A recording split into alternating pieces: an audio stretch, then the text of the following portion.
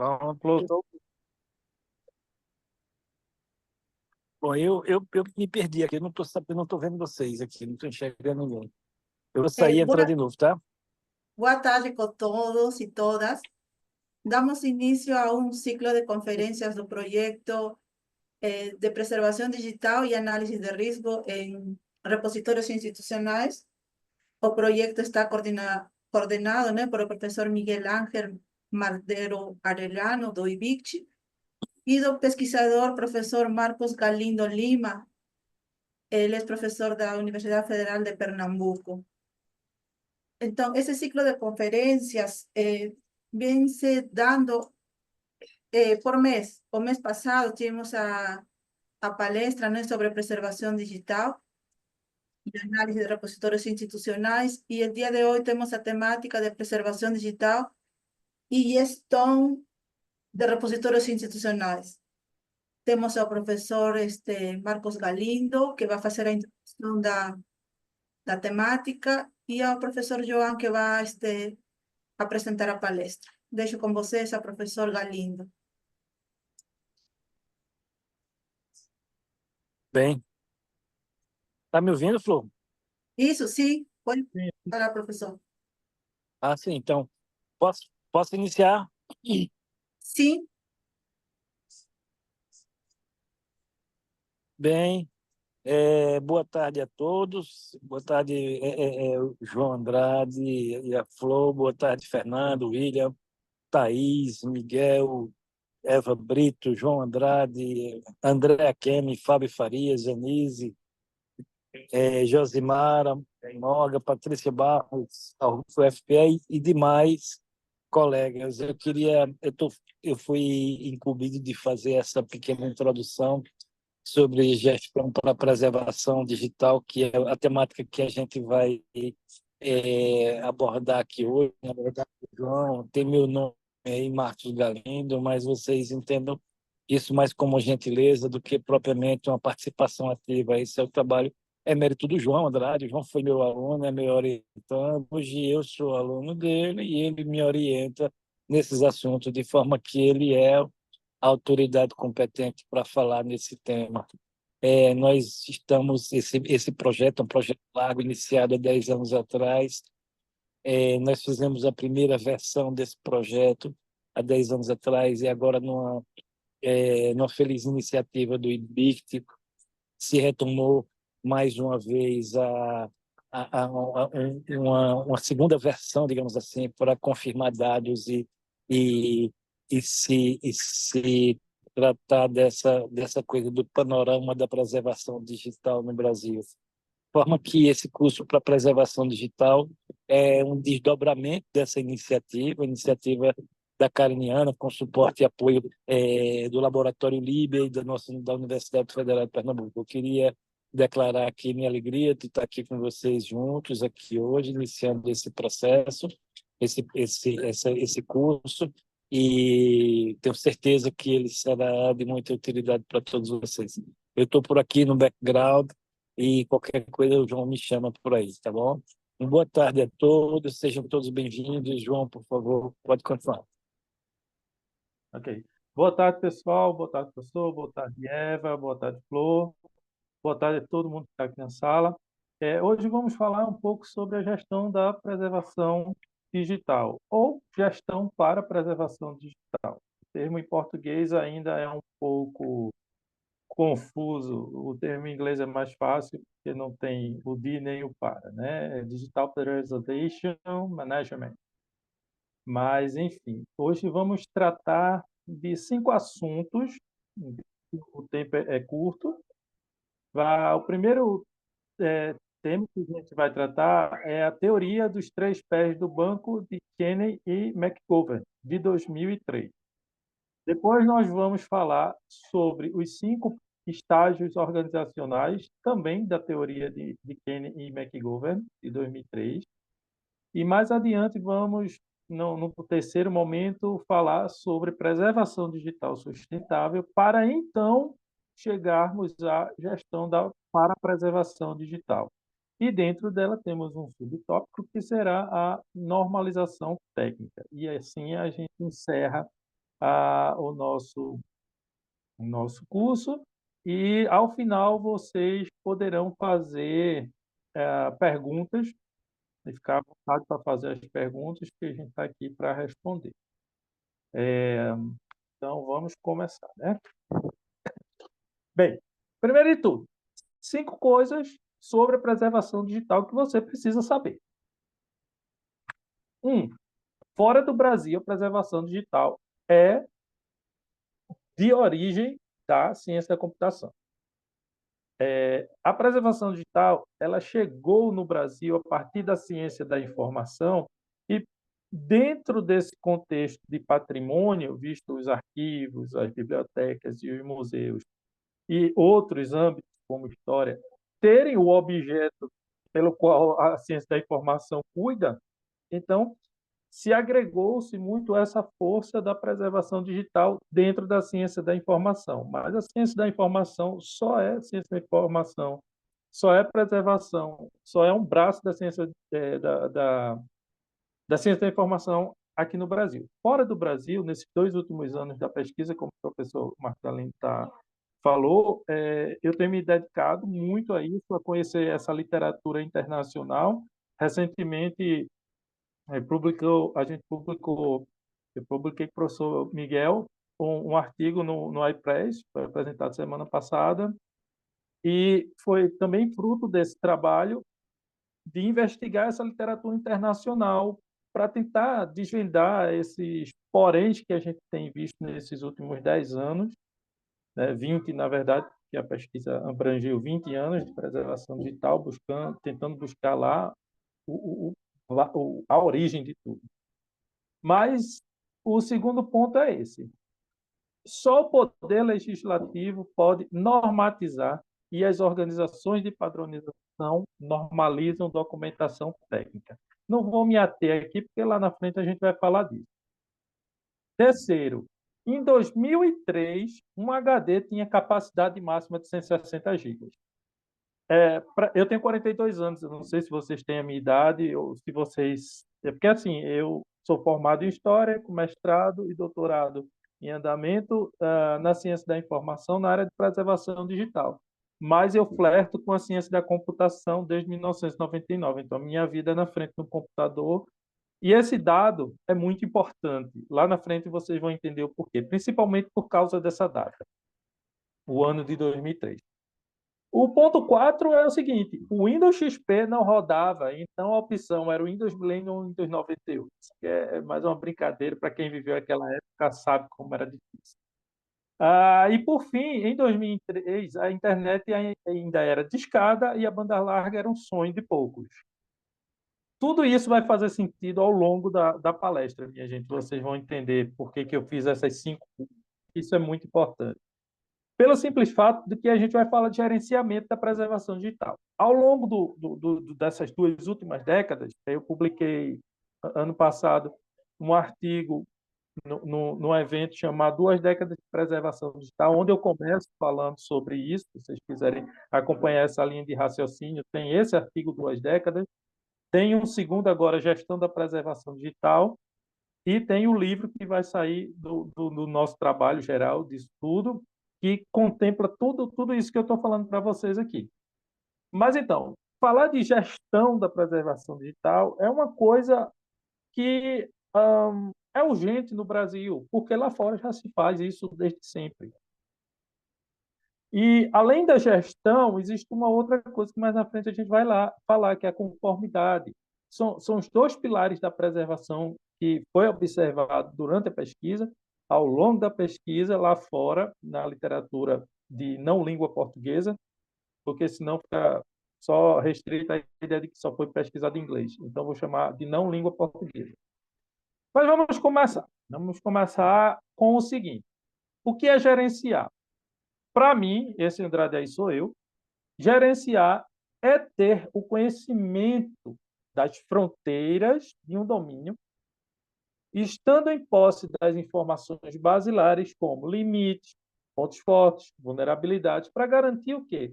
Que os objetivos possam ser alcançados com eficiência e eficácia. Isso é gerenciar. E a preservação digital? em si, hoje, dentro desse projeto, nós desenvolvemos uma coisa chamada Modelo de Arquitetura para Preservação Digital. E ele foi separado em dimensões. Uma das dimensões é a esfera técnica, que é a preservação digital do Brasil. Foi feito um levantamento bibliográfico da literatura sobre preservação digital, de ciência da informação no Brasil, e se observou que o foco é único e exclusivamente estratégias para a digitalização, porque a preservação ainda ela é deficiente. Nós não temos políticas, para vocês verem, de mais de 50 repositórios institucionais que o Brasil tem, poucos têm políticas. O documento de política de preservação digital, tá, gente? Porque outras políticas têm, para não haver confusão. Então, começando, vamos falar, vocês vão anotando aí, se caso tiver alguma dúvida, para no final perguntar. Vamos começar lá em 2003 com a teoria de Anne Kenney e de Nancy McGovern, que foram as pessoas que começaram com isso tudo praticamente. Lá em 2013, elas criaram uma teoria chamada Teoria dos Três Pés do Banco, né? The Three-Legged Stool Theory. Mas essa teoria ela é muito interessante, porque foi ela que deu base para começar tudo isso que a gente está desenvolvendo agora, inclusive essa aula que vocês estão participando agora. Um dos pés da preservação digital, o pé do banco, é a tecnologia. O outro pé é a organização. E o outro pé são recursos, recursos humanos, recursos financeiros, recursos de equipamento. E elas dizem o quê? Nessa teoria, elas dizem o seguinte: apoiar adequadamente um programa de preservação digital é como construir um banco de três pés. Se algum dos pés for inadequado ou ausente, né, o pé quebra ou dá algum problema, o banco, que é a preservação digital, vai oscilar ou tombar. Elas chamam programa de preservação digital. Isso é uma coisa que a gente vai frisar. Num outro curso, nós também temos um outro curso, onde a gente foca muito nisso, que é na parte de planejamento da preservação digital, onde a gente foca nessa coisa do planejamento, projeto e programa. Programa é quando está rolando já, quando a coisa está acontecendo.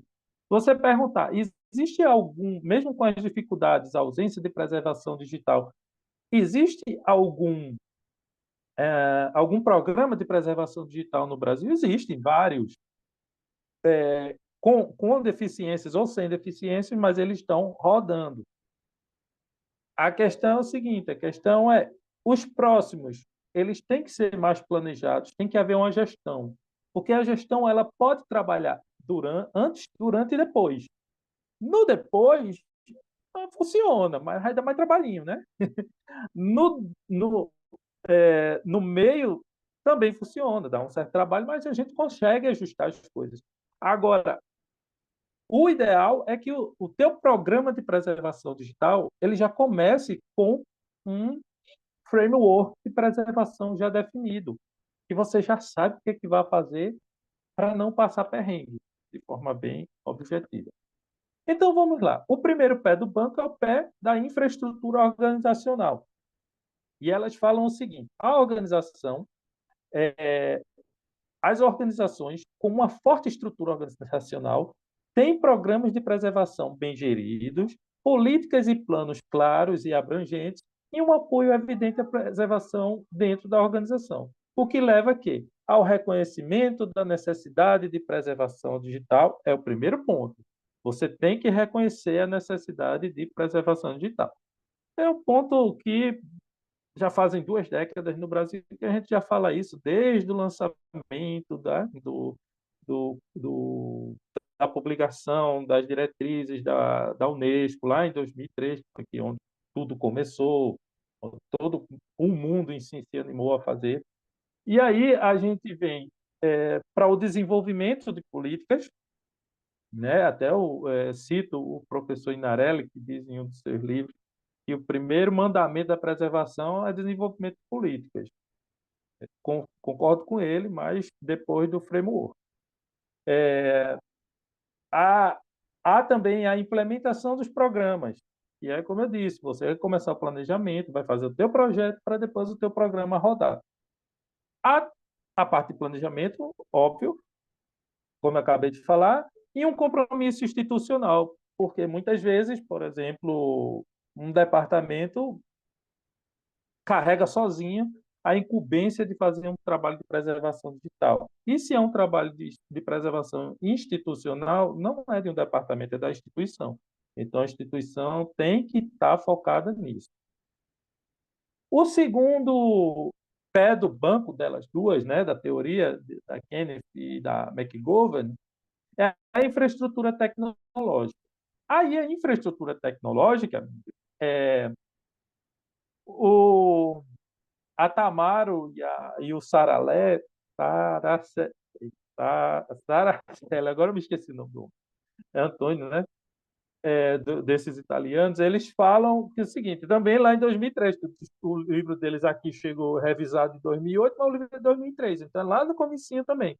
Eles falam o quê? Quem já leu o livro, quem já teve contato com o livro, vá botando aí no chat, levantando a mãozinha para eu saber. Eu estou aqui com o chat aberto vendo vocês. Você tem um negócio na frente do chat, mas eu estou sempre olhando. Está aqui. É, eles dois, a Tamara e o Saralelli, eles falam que haviam problemas de infraestrutura tecnológica, mas que já tinham sido resolvidos. E que o grande problema, no capítulo de arquivamento deles, não sei se você já leu, e que o grande problema era nas políticas. Também concordo, mas por causa da ausência de compliance. Mas vamos lá. O que eu estou querendo chegar para dizer a vocês nessa segunda infraestrutura tecnológica é que a tecnologia sempre vai mudar, não adianta. Eu sei que na área da gente é tudo mais complicado, que a gente recebe um incentivo hoje, 2024, para comprar equipamento, e sabe Deus quanto que vai trocar esse equipamento. Então a gente tem que fazer das tripas coração para manter aquela estrutura funcionando, né? Mas, de forma geral, o que eu quero resumir nesse ponto é que tudo está fundamentado na ISO 14721, que é do modelo de referência OAS. Você não precisa ficar quebrando cabeça com a parte tecnológica, porque a ISO já faz isso para você. O DSpace, por exemplo, foi construído com a base na 14721. Então, o Arquivemática e basicamente todos os outros softwares desde 2003 que estão sendo lançados para a preservação digital, eles são construídos com base no modelo OAS. Então, a gente já tem a metade do caminho andado. Quando você vê aí, ó, hardware, software, formato, armazenamento, rede de segurança, funções, fluxos, procedimentos, protocolo, documentação, habilidade técnica de arquivamento, não sei se vocês já leram a ISO 14721, mas aí durante esse projeto a gente leu a 14721, a 16363, e eu estou me aventurando em um monte de outras ISOs, que no modelo que a gente desenvolveu, tem mais 27 ISOs muito interessantes sobre preservação digital. Então, está tudo na ISO. Não adianta, né, assim, na verdade, não, uma vez, no Simpred, de 2 anos atrás, eu vi o professor José Carlos Abud falando o seguinte, foi o que deu estalo para mim no projeto. Não inventem a roda. Não criem coisas novas em cima de coisas que já existem. Você só está se atrasando. E foi assim que eu cheguei na gestão da preservação digital. Porque políticas, de uma forma ou de outra, porque a gente vai falar disso já já, política se faz. Estratégia tem muito. Se você for olhar, fazer o levantamento que a gente fez, que nós fizemos no projeto, você vai ver que estratégia de preservação digital que não falta. Só que esse tipo já está tudo no 14721. Lógico, óbvio, existem as ISOs de tecnologia, que, como eu disse, são mais 27, são muito importantes, vale a pena olhar elas também. Mas a base, para tudo começar, é o modelo OAS. E a Kenny e a McGovern já diziam isso em 2003.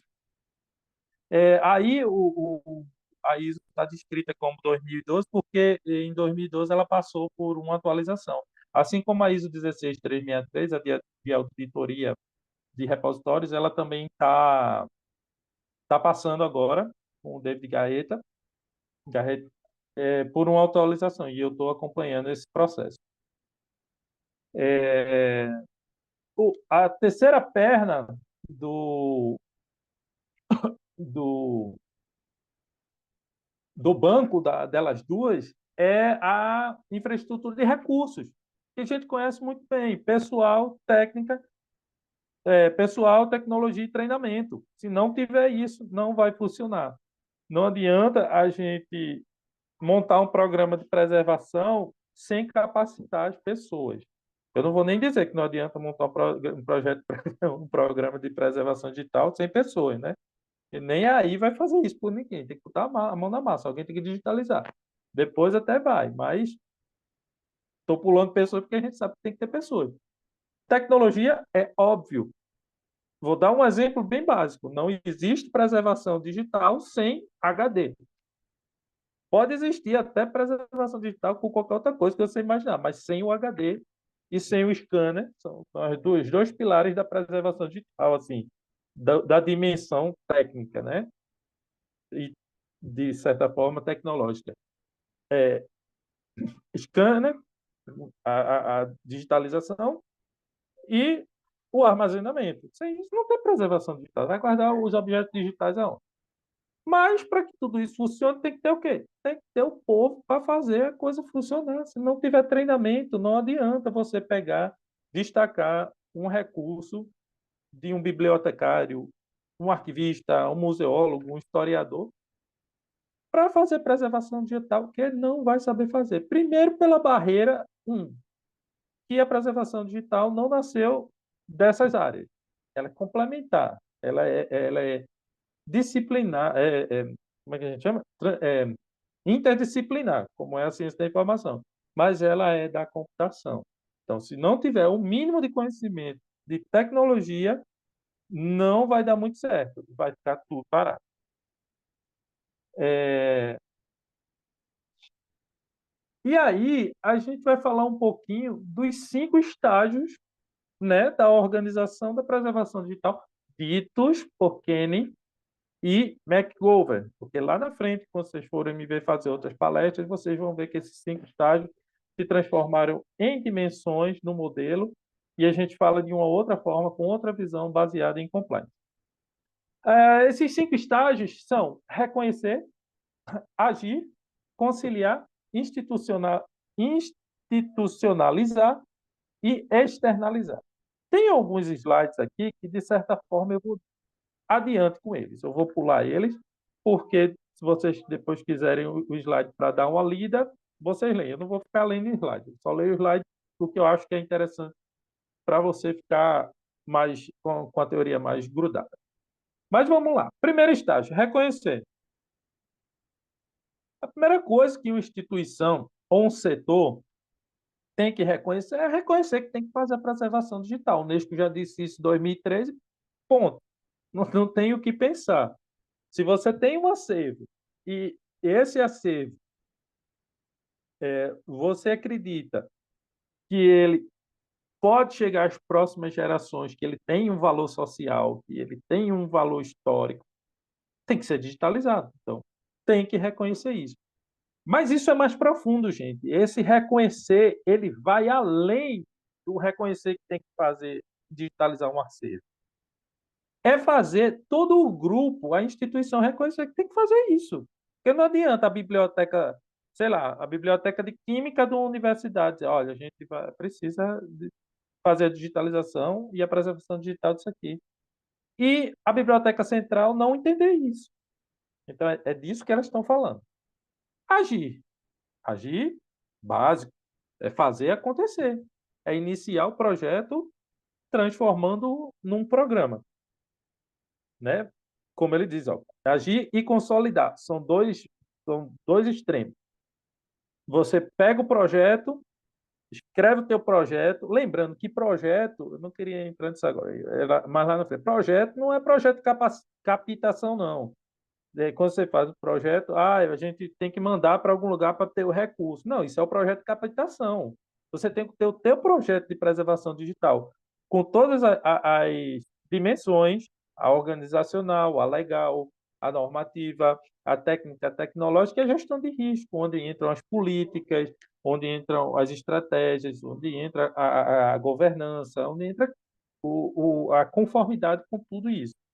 E aí você sai do agir para o consolidar, que é quando o teu projeto está todo redondinho, todo bem escrito, e aí você vai rodar ele no programa, né? Porque a gente costuma falar os programas de preservação digital. A gente não tem muito esse costume, mas tem que aprender a partir de agora a usar, que quando tu estás fazendo tua preservação digital está acontecendo, seja em que nível está, é um programa rodando. E se ele tem algum nível de dificuldade, a gente tem que observar a partir daí, mas é um programa. E institucionalizar, né? Incorporar a um ambiente maior. Mais na frente eu vou mostrar para vocês o que elas falam sobre institucionalizar. E externalizar, que é o quinto estágio, que é abraçar a corporação e a dependência interinstitucionais. É quando você consegue sair do teu setor. Vou dar exemplo de biblioteca, de biblioteca de universidade. A biblioteca do setor de química consegue chegar na de física, consegue chegar na de matemática, de história, de ciências sociais, de arte, e aí chega na biblioteca central e a partir daí vocês conseguem falar, dialogar com outras bibliotecas de outras instituições fora do seu âmbito.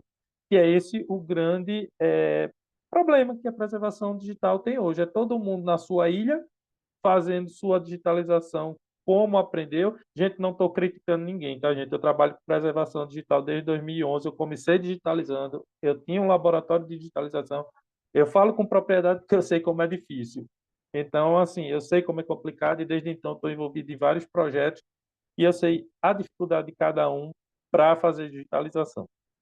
Mas é isso. O dia que a gente conseguir criar uma linha que a gente pode até chamar do fio de Ariadne, é que esse fio costure, por exemplo, os repositórios do Brasil, como as redes de repositórios, consigam se conversar mesmo, a gente vai entrar num novo nível. Então, externalizar para elas é isso, que elas falaram isso em 2003. Então, vou dar uma adiantada aqui, porque a gente já falou disso. Só essa parte do institucionalizar que eu queria trazer para vocês, é onde elas falam o seguinte: institucionalizar, seguindo de projetos para programas, a institucionalização de políticas, procedimentos e técnicas cria um programa robusto que pode ser racionalmente gerido e dimensionado conforme as necessidades que se exigem. Então, se você consegue fazer a coisa organizada, você consegue ter controle sobre ela, que é aquela definiçãozinha que eu botei lá de gerenciamento. E aí vem, reunir todas as partes interessadas da instituição permite o melhor uso dos recursos humanos, técnicos e financeiros, inevitavelmente escassos, como a gente acabou de falar. Então, dentro dessa visão, era o que eu estava falando para vocês, mas é um termo que eu quero trazer para vocês, que foi abordado, que foi observado, identificado várias vezes, mas por causa da conformidade da governança, é o partes interessadas, também conhecido como stakeholders. Gente, a gente faz um programa de preservação digital, a gente acha que a gente está digitalizando do papel ou da mídia não digital para a mídia digital e pronto, vamos armazenar. Mas é isso não, gente. A gente tem todo um ecossistema trabalhando, não é uma coisa complexa. Tem todo um ecossistema funcionando com relação a isso. E os stakeholders, as partes interessadas, elas são extremamente importantes. Tem o investidor, o credor, o conselho que está acima de você, que está coordenando o projeto, né? Porque às vezes o povo acha que tem as terceiras partes também, tem as terceiras partes, que são os fornecedores e tal.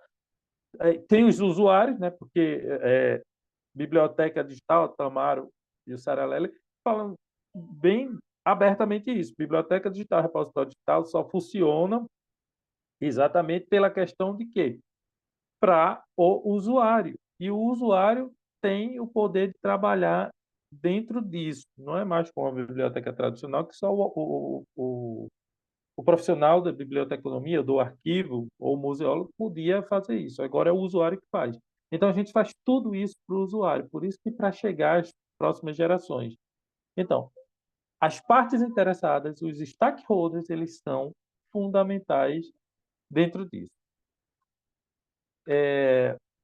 Aí vem aqui uma parte que eu achei muito interessante. É um joguinho que elas fazem de ações positivas e negativas para encerrar essa parte. Ações positivas. Criar consciência do valor dos seus ativos digitais e do risco que os envolve. Se você não faz isso, haverá pouco incentivo para tornar a preservação digital uma prioridade. Mais uma vez, eu volto para as partes interessadas, para os stakeholders, volto para a ISO 37000, que é a ISO de governança. Você tem que prestar conta financeiramente ou, não sei se eu digo moralmente, mas você tem que prestar conta do que você está fazendo para alguém. E são muitos os stakeholders envolvidos que às vezes a gente nem presta atenção, a gente acha que é só o usuário, mas não, tem muita gente. Porque às vezes você pega um fomento de um órgão e como é que você vai justificar? Aí vai se fazer uma sindicância, aquele material, como eu posso dizer, vai se fazer uma sindicância naqueles relatórios e você não tem uma consistência daquele trabalho que tu está fazendo. Então, a ISO de governança, ela fala exatamente o quê? Que se você não... Perdão, gente, deixa eu me concentrar aqui que eu perdi o foco aqui. Fecha a porta, por favor. Não, pai, vai para... Não, fecha a porta, pode fechar a porta. Fecha a porta. Sai. A mão. Desculpa, pessoal. Voltando. Você tem que prestar conta. E os stakeholders são vários. Então, tem que ter essa visão. Outro momento é o seguinte: experimentar projetos concebidos para abordar a preservação digital. Em contrapartida, não haverá avaliação suficiente dos limites para soluções. Outro ponto é acumular variedades de formatos ou assumir a responsabilidade arquivística de diversas coleções diferentes. Em contrapartida, não haverá necessidade de consolidar programas. Outra visão positiva é perceber que seu interesse em proteger os ativos digitais vai além do que ela pode alcançar individualmente. Em contrapartida, não abraçará relações interinstitucionais. Isso aí é um apanhado geral dos 5 estágios que elas falam. Então, se a gente não consegue seguir esses parâmetros, vai haver um monte de brechas. E eu acredito que vocês, normalmente, nos seus programas de preservação, sempre vem uma ou outra dessas situações acontecerem. E aí, dentro da análise dessa parte teórica da Nancy, da N, elas falaram uma frase muito interessante. A instituição deve compreender que o contexto organizacional pode ser o principal determinante para o sucesso da preservação digital, e não o estado da tecnologia. Porque dentro da literatura, do levantamento de literatura que foi feito, e ao longo de 10 anos trabalhando com isso, eu peguei a segunda fase, vamos dizer assim, que tem 2 fases, né, da preservação digital. Peguei a segunda fase, lá em 2011, onde eu ouvia muito falar que a tecnologia, até porque também a preservação meio que estagnou no livro de Miguel Ferreira, né, lá o português que desenvolveu o DSpace. A gente tem muito mais coisas além da tecnologia, porque exatamente como a Tamara e o Saralelli falaram, a tecnologia se resolve facilmente, porque ela está sempre evoluindo. Basta ter custo, né?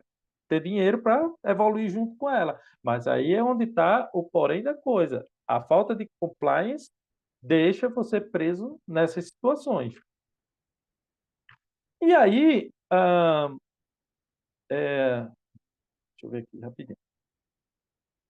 E aí, com, com uma ideia da ISO de governança, ela diz o seguinte assim, ó, a liderança e a supervisão eficazes, a tomada de decisão holística, a transparência e as relações eficazes com as partes interessadas, as considerações de sustentabilidade e a certeza de gestão de compliance contribuem para o quê? Para o aumento da confiança na organização. Por sua vez, isso pode melhorar o acesso ao capital e reduzir o custo do capital, atraindo maior confiança dos investidores e credores. Então, de forma resumida, é isso que eu estou querendo dizer a vocês o tempo todo. Para que a gestão da preservação serve? Para atribuir confiança, credibilidade ao teu programa de preservação, ao teu projeto, porque sem isso a gente fica estagnado no que a gente vive hoje. E aí, a partir de agora, a gente vai falar um pouco de preservação sustentável. E o que seria a preservação digital sustentável? Esse moço aí é Ed, daqueles que falam essa conversa de preservação é papo furado, meu acervo está seguro, sempre esteve e nunca precisei disso. E mesmo que essa conversa mole fosse verdade, o custo desse negócio é muito alto. Além do que, meus acervos ficam online, minha instituição perde a credibilidade, ninguém mais vai visitar e vai fechar. Não sei se vocês já passaram por isso, mas eu passei por isso várias vezes. Essas frases, esse texto, eu construí com base no que eu vivi nos últimos 10 anos, as pessoas falando sobre preservação digital. Mas em acervo, né? Acervos e bibliotecas, porque eu trabalhava com obras raras. Então, aqui no Recife mesmo, existe um grande medo de se disponibilizar, porque acho que a instituição vai fechar. Enquanto nos Estados Unidos, por exemplo, o pessoal já disponibilizou, acho que mais da metade dos acervos que eles têm. E o que é que aconteceu? As instituições só cresceram, ganharam mais recursos, porque ganharam credibilidade. E aí, eu remeto ao Gregor Schmidt, professor de Auburn, que em 2010 falou uma frase que começou a minha dissertação. Foi assim que começou a minha história com o professor Galindo. Que ele diz o seguinte, de forma bem não culta. Olha, se preocupe não. Um desastre vai acontecer na sua instituição. Quer queira você, quer queira, quer não. Vai acontecer. E aí a pessoa diz, não, não vai. Eu defendi minha dissertação em fevereiro. Quando foi 2 de setembro, eu vi a notícia que o Museu Nacional pegou fogo. Ah, pegou fogo e tal, o que que houve? E qual foi o resultado maior disso? Entre outras coisas muito importantes para a nossa história, não só para a história, para a nossa memória, né? Para a memória do Brasil, nós perdemos a coleção de Kurt Niemoendaju, um alemão indigenista que viveu a vida, abandonou tudo na Alemanha para vir para cá, para o Brasil, estudar os indígenas. Então, ele tinha um acervo gigante. O que sobrou desse acervo, o que estava no museu, foi o que foi digitalizado. O que não foi digitalizado se perdeu. Mas há uma parte dele aqui no Recife, no Museu do Estado, outra em Washington, no Smithsonian, e também tem uma no Museu Emílio Goedo, né? No Paraná. E aí, isso faz a gente pensar se realmente vale ou não vale pensar na gestão da preservação digital. Então, vamos falar aqui um pouquinho desse processo que a gente estava falando. Primeiro, quais são as etapas para você pensar a gestão da preservação? É o planejamento, tudo começa pelo planejamento. Não adianta cair direto no projeto, porque lá na frente você vai se dar mal. Planeje, pense, estruture, crie as suas estruturas mentais de como tudo vai acontecer. Monte uma comissão, no caso de uma instituição, monte uma comissão com pessoas diferentes, historiador, pessoal de TI, arquivista, bibliotecário, museólogo, vai depender da sua necessidade. Mas monte, pelo menos tem que ter uma pessoa de TI, um advogado, para você saber como as coisas vão acontecer. E aí você passa para o projeto. Lembrando, como eu disse, projeto de preservação digital não é projeto de captação. Vou fazer isso, vou digitalizar. Não, isso é um pedaço que você é obrigado a colocar no seu projeto. Mas o teu projeto de preservação digital tem que estar em concordância com a normalização. E para isso, você agora, a partir de agora, você já tem o apoio breve, vai estar no site da Carimiana, o framework da arquitetura para a gestão da preservação digital, com as dimensões, onde você vai poder ter um guia para que isso te ajude a montar o teu projeto direitinho. E se teu programa já estiver rodando, para você saber melhorar, deixar ele todo dentro dos padrões. Por quê? Você tendo isso, quando o negócio der errado, você vai saber.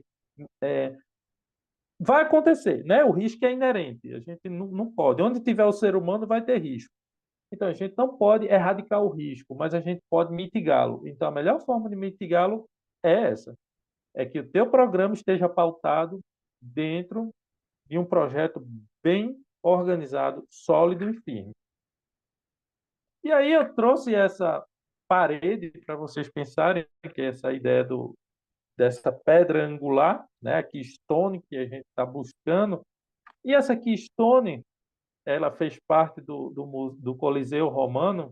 Aí alguém vai chegar e vai dizer, João, e esse buraco aí no meio? Então quer dizer que nem tudo deu certo. Não, esse buraco aí foi os séculos e a guerra. Algumas guerras o povo bombardeava para derrubar, para destruir os monumentos históricos. Mas, porém, todavia, os arcos com a Keystone continuam firmes. Se não fossem as bombas, que eram mais fortes que eles continuariam aí, esse pedaço estaria funcionando. Mas essa viga de sustentação, que viga de sustentação é essa? Para a gente chegar na sustentabilidade, a gente precisa da gestão na preservação. Para que isso aconteça, a gente precisa de uma coisa no meio disso tudo, que é a compliance. Se a gente não trabalhar com conformidade, vai continuar tudo do jeito que está. Porque como vocês estão vendo aí, a compliance, ela envolve tudo. Ela vai desde a gestão, desde do planejamento das ideias, ao projeto, ao programa, para se chegar nessa preservação digital sustentável. Aqui agora eu vou mostrar para vocês um fluxograma do modelo de preservação ideal que se está pensando para se fazer a preservação digital. Gente, não tem nada criado de novo aí. Desde 2003, isso já está sendo trabalhado há muito tempo fora, as instituições de fora do Brasil. Para vocês terem uma ideia, eu agora no iPress fui também revisor dos artigos. Eu peguei um artigo que foi da Biblioteca Nacional da França, e o pessoal lá está trabalhando com perabytes. Perabyte é muita coisa. Então, para vocês terem uma ideia, e eles citam o tempo todo a normalização. Então, com a gestão da preservação digital em mãos, com esse arcabouço e seguindo o framework, você vai ter o quê? Você vai ter um modelo, né, que é o nosso modelo de arquitetura, que tem o framework, tendo a compliance, junta isso tudo, compliance é seguir as regras. Seguir as regras de quê? No caso, o que a gente tem de regra ou é a ABNT ou é a ISO. Só que a ABNT da gente para a preservação digital é muito fraca. Então, a gente usa a ISO. Com isso, a gente vai conseguir alcançar uma política, né? Uma política pública, e no meu intento tem que se transformar numa lei, que seria um ABNT para a gestão da preservação, para chegar na sustentabilidade, para então chegar nessa lei. E aí a visão mais organizada desse framework, ou desse fluxograma, seria isso. Você vai fazer seu programa rodar, já tem que ter a gestão. A gestão tem o quê? Tem um modelo, tem uma arquitetura e tem um framework, baseado em compliance, que gera uma norma, a BNT, que gera políticas públicas, que no caso é uma lei para preservação digital, e gera a sustentabilidade. E aí a gente vai poder ser feliz para sempre com os pequenos problemas que a gente sempre vai conseguir resolver. Agora vamos falar um pouquinho sobre a gestão da preservação digital de uma forma mais direta, dentro da ideia do modelo. Primeiro de tudo, a gente tem que ter duas coisas na cabeça. Que a documentação normalizadora, ela não substitui a documentação normatizadora. E o que é normalizar, João? Normalização são os documentos técnicos, feitos pela ISO, pela ABNT. E a documentação normatizadora é a lei, que só o Poder Legislativo faz. Então, enquanto no Brasil, gente, a gente não tem isso fora do Brasil também, tá? Então, enquanto nós não tivermos uma lei de preservação digital, lei, não estou falando política, estou falando de lei, a gente não vai conseguir alcançar. Só que para a gente alcançar isso, como eu mostrei anteriormente, tem que ser pela normalização. Porque para os stakeholders, né, para a gente chegar numa Câmara, os caras vão dizer, para que isso serve? Ah, serve, que legal, o Unesco disse. Mas o Unesco diz um bocado de coisa. Se a gente seguir os padrões técnicos, mostrar que o nosso programa é bonitinho, tudo organizado, vai ser mais fácil chegar na lei. E aí a gente fala de compliance. E o que é compliance? Compliance é estar de acordo com, né? Em conformidade. Em conformidade com o quê? Com as leis, com as regras. Fora do Brasil, gente, foi observado que o pessoal da preservação digital, eles levam muito a sério essa coisa das ISO. E a gente leva, né? Só que a gente só leva a sério aquilo que dói no bolso, feita a regra, desculpa, a lei do Detran. Por que a gente segue a ABNT aqui que está escrito no Detran? Porque senão dói no bolso. Como não dói no bolso nem da instituição, nem do servidor, tá, tá tudo ótimo. Mas quando a compliance, quando se reconhecer a compliance dentro de uma estrutura maior, as coisas vão começar a funcionar melhor. Veja para que ela serve. Ó. Mitiga risco, promove a cultura de integridade, melhora a governança e a reputação da organização, fornece diretrizes para estabelecer, desenvolver, implementar, avaliar, manter e melhorar um sistema de gestão de conformidade eficaz e responsivo nas organizações. A gente também tem um curso para isso que vocês mais tarde vão ter o prazer de conhecer, vai ser muito legal. E dentro da compliance tem uma coisa muito importante, que eu acho que todo servidor conhece, que é a governança. Então, tanto a ISO da compliance quanto a ISO da governança, elas foram lançadas, minha gente, agora, em 2021. Mas sabe o que é mais legal disso tudo? É que a Nancy McGovern está falando isso desde 2003. O pessoal do LOX, a Vitória, o Rosenbaum, o Miguel Ferreira, lá que trabalhou com o DSpace, o pessoal de desenvolvimento da HP, todo mundo já fala isso desde sempre. Então, o que aconteceu? A ISO só concretizou, bateu o carimbo nisso. Então, como é que a gente pode entender isso? A gente pode entender isso como um movimento progressivo onde a preservação digital está chegando na sua maturidade. A gente hoje está num momento estratégico, né? Porque a gente foca na parte técnica e tecnológica e vai para frente, mas a gente está saindo desse momento estratégico da preservação no Brasil para chegar no momento de maturidade. E agora eu vou trazer um pouquinho para vocês das principais ISO que a gente tem, que é a dimensão de normalização do nosso modelo, que é a ISO 37301, como acabei de falar, a ISO de compliance, a ISO 37000, que é a ISO de governança. Essas são as ISO basilares para você começar o teu programa de preservação digital.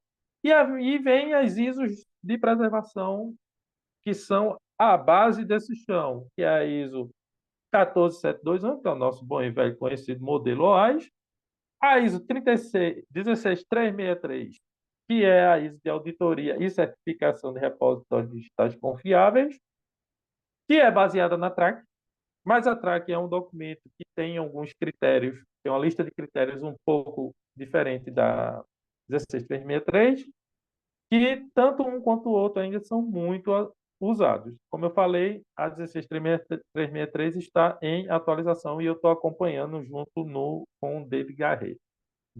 Garrett. Desculpe se eu esqueci o nome dele, mas eu falo com ele no LinkedIn.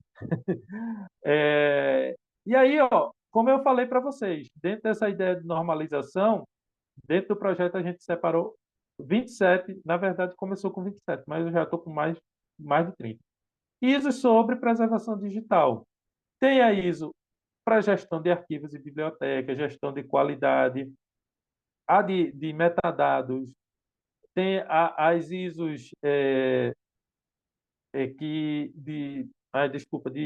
define conceitos centrais do domínio de gerenciamento de registros, tem ISO de risco, tem a ISO do arquivamento web, a ISO dos formatos PDF, ISO de captura, criação, armazenamento e gerenciamento, também podemos chamar de ISO de digitalização, que é a 14641 de 2012, e tem a de regras para a digitalização de microfilmes, e a mais atual, que eu não coloquei aqui, é a ISO, que não é uma ISO, é uma DIN, de preservação de audiovisual, que não sei se vocês sabem, não sei se vocês acompanham, quando a Unesco lançou o guidelines para a preservação digital dela, né, as diretrizes para a preservação digital, foi em função dos 10 anos de aniversário do projeto Memory of the World. E o diretor do Memory of the World fazia parte da Unesco. E aí, nos 20 anos, agora nos 20, né? Agora, nos 30 anos agora, eles estão lançando para o audiovisual. Então, o foco da preservação digital para a Unesco agora é o audiovisual. E temos toda essa gama de informação para ser trabalhada e que a gente vai trabalhar nos próximos anos com muita felicidade. E aqui está uma breve referência, as referências que eu usei para trazer isso aqui para vocês. E agradeço a vocês. Professor Galindo, se eu quiser fazer alguma colocação, essa é a hora. Se alguém quiser fazer perguntas depois do professor Galindo, o momento é esse também. E obrigado, pessoal. Espero que tenham gostado.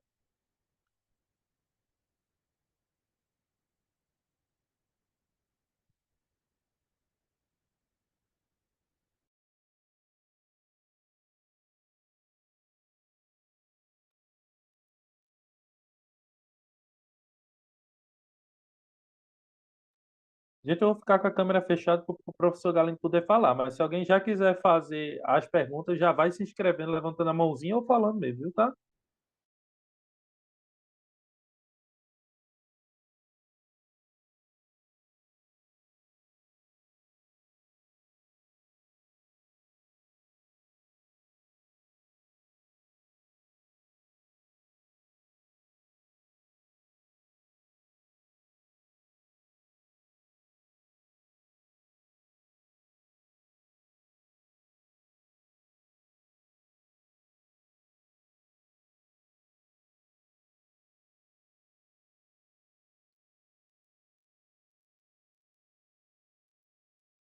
Pessoal, quem quiser fazer alguma pergunta, o momento é esse. Pode abrir o áudio se quiser.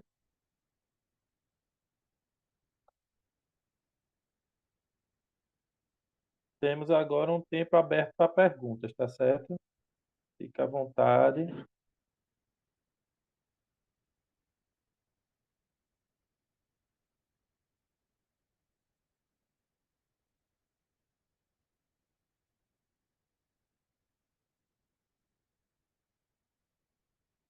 Fernanda Medeiros está perguntando: a apresentação será disponibilizada?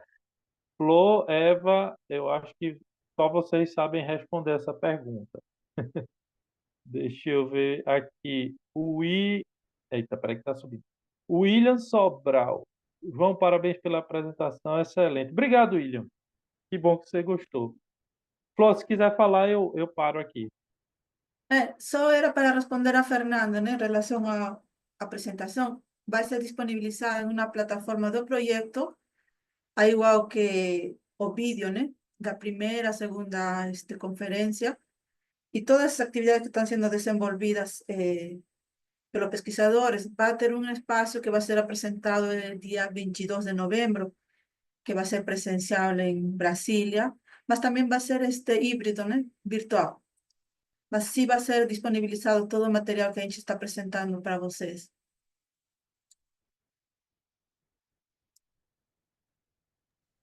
Ok. Eu vou ler aqui o que o pessoal colocou. William, já falei. Andréia, excelente apresentação. Obrigado. Obrigado a você. É, deixa eu ver quem mais aqui. A Janice Costa. Eita, aqui está chegando as perguntinhas, está subindo. Ótima apresentação, muito esclarecedora. Obrigado. Obrigado, Janice. Valeu, que bom que você gostou. A gente te É, agradece, né? E não esqueçam de preencher a lista de presença para a emissão de certificados. Y que el día 23 de octubre tenemos otra palestra, ¿no? Con la profesora Villani y a Fanny sobre documentación institucional de preservación digital para repositorios institucionais. aham. Tem outra pergunta. Agora tem uma pergunta aqui. É porque o pessoal está colocando e está subindo. Peraí, foi depois da Dieva. A apresentação será disponibilizada. A Flor já respondeu, vai sim. Ah, não, peraí, isso aqui foi o William. Ah, aqui. Eita, deixa eu copiar porque tem muita coisa subindo, eu não estou conseguindo parar aqui o negocinho. Ah, Bruno Bispo. Ô, Bruno! Bruno é daqui, da Rural. Que bom ter você aqui. Que legal. Parabéns pela apresentação, irmão. Obrigado. Obrigado a você por estar aqui. É uma pauta urgente para a preservação digital. João, o modelo GPD que ficará disponível junto à Carinha será o mesmo que foi estudado nas IEFs no início do ano? Infelizmente estou sem áudio. Então, Bruno, será o mesmo com as devidas atualizações, né? Porque quando a gente fez o teste agora em junho, foi para corrigir os erros, para vocês poderem ter noção sobre o que estava acontecendo, mas sim, a base, a estrutura é a mesma, mas com as devidas correções. E Cádia, eu nunca sei se teu nome é Cádia ou Cádia. Depois tu me diz. Sobre a auditoria e preservação digital, já se tem alguma ação realizada? Você está perguntando para mim? Eu não trabalho diretamente com essa parte. Flor, pode responder para a Cádia.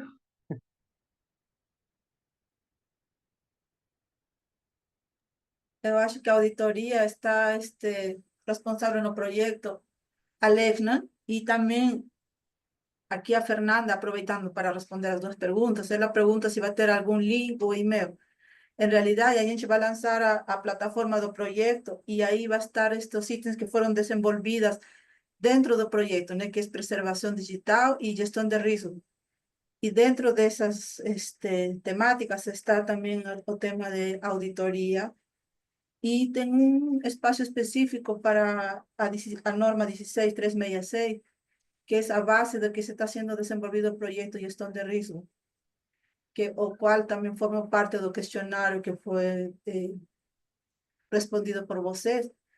Então, ainda tem um mês, né, que a gente vai compartilhar mais informação e no mês de novembro já vamos a lançar a plataforma, vamos a também publicar um livro e os vídeos, né? Al igual que Joan vai publicar um guia, né, de preservação digital, que também vai ser disponibilizado para vocês. Então, o Fábio Farias Flor, tem uma pergunta aqui. Boa tarde, parabéns pela apresentação, agradeço pelas informações disponibilizadas. A gente que agradece, Fábio, que bom que você gostou. Em relação aos documentos nato digitais. Eita, começou a subir de novo. Espera aí que eu vou copiar aqui. Só um minutinho. Vou botar aqui do outro lado, fica mais fácil, que aí o pessoal pode ir subindo e eu vou falando. Deixa eu só ajeitar aqui.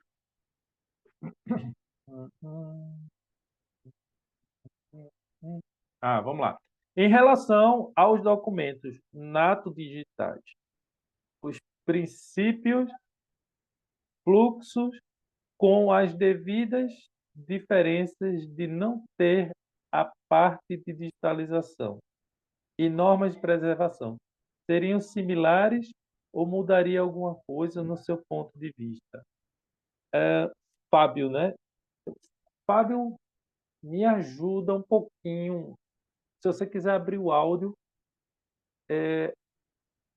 eu não estou compreendendo bem o que tu está querendo perguntar nessa frase. Em relação. Oi. Então, boa tarde. Meu nome é Fábio, sou bibliotecário aqui da Universidade Federal do Sergipe. Não, minha pergunta foi no seguinte sentido: é porque você focou muito hoje na parte de digitalização, né, de documentos, de acervos e tal. E eu estou perguntando se esses processos de preservação digital, para os documentos que já nascem no digital, né, que já são gerados em PDF, os fluxos para preservação, para como é que a gente vai ter essa preservação disso no futuro, em relação a essas práticas mesmo, se você acha que é muito diferente, porque eu imagino que daqui 20, 30 anos, né, a gente vai começar a ter questões, catástrofes, né, para usar o termo que você colocou, similares com o que a gente teve com acervos digitais, né, e pode começar a se perder, essas coisas sumirem ao longo do tempo. E aí eu só queria entender um pouco essa questão em relação a esses acervos que já nascem digitalmente. Não sei se faz muito sentido essa pergunta nesse contexto específico, mas foi algo que eu fiquei pensando durante a apresentação. Acho que é isso. Qualquer coisa eu falo. Obrigado. Legal. Não, faz total. Eu tenho que começar te falando o seguinte: quando o modelo estiver disponível no site da Cariniana, vai ficar mais fácil entender, tá? O Bruno, por exemplo, que participou da avaliação, ele vai entender melhor, porque ele participou, então ele já conhece o modelo. Mas mas assim, o convite foi aberto para toda a lista que a gente tinha de repositório para os gestores de repositórios poderem participar para conhecer. Então, deixa eu te dizer, dentro de sua especificidade de cada, né, objeto, tipo de objeto, que tem os digitalizados, né, os convertidos ou virtualizados, e tem os natos digitais. Cada um tem a sua especificidade. Dentro do modelo, você vai encontrar lá, na dimensão organizacional, uma infraestrutura chamada desenvolvimento de coleções digitais, que é nessa infraestrutura que está a tua resposta. Cada um vai ter a sua forma de se ver, porque cada um desses é um tipo. A gente não pode chegar e dizer que um livro de 200 anos digitalizado é o mesmo objeto digital que uma tese ou dissertação que já vem de um processador de texto e já se converte num PDF. São dois PDFs no fim, mas cada um tem sua especificidade. Então, como você perguntou, serve sim. Por quê? Porque quando eu desenvolvi pensando em cada um desses, tanto o nato digital quanto o convertido. Mas cada um tem a sua especificidade. A resposta seria essa. Obrigado. Mas se quiser perguntar depois, Pablo, qualquer coisa, tem meu e-mail aqui no final, ou fala com Flor e Eva, que elas podem fazer esse intercâmbio para tirar dúvidas. Eu estou sempre à disposição, tá certo? Eu sempre digo, não para por aqui. Eu faço as apresentações para a gente começar diálogos. E lembrando que ano que vem a gente vai começar o grupo de gestão da preservação. Se vocês quiserem participar, já estão convidados. Deixa eu ver se tem mais perguntas.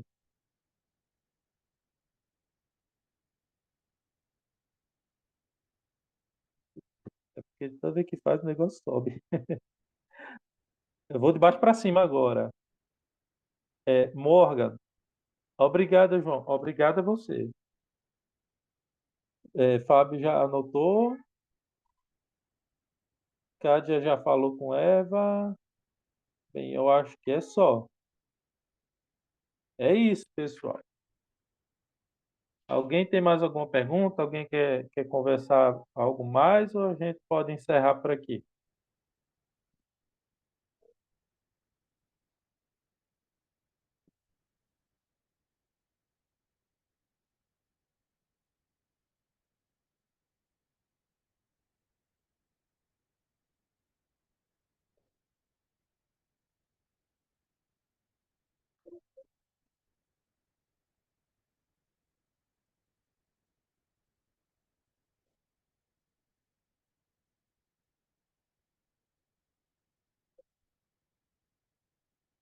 Ok, Eva, então é isso. Bem, pessoal, muito obrigado pela participação de vocês, obrigado pelas perguntas. Como eu falei, tem meu e-mail aqui, lá no finalzinho, deixa eu chegar lá, tá na apresentação grande. Tem meu e-mail, se vocês quiserem entrar em contato, também quiserem entrar em contato com a Flor e com a Eva para perguntar alguma coisa, fica à vontade. Foi muito bom esse momento e eu desejo a vocês uma ótima tarde. Qualquer dúvida, estou sempre aberto, pode mandar mensagem. Ah, peraí, tem só mais uma mensagem aqui. Eu gosto. Thaís, Fernanda Alves, obrigado pela apresentação, obrigado a você. Fernando Medeiros, obrigado também.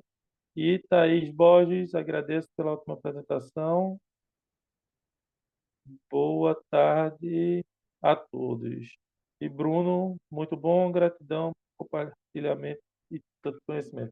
Obrigado a você, Bruno. Obrigado a vocês todos. E é isso. Flor, pode assumir daqui. Valeu, até mais.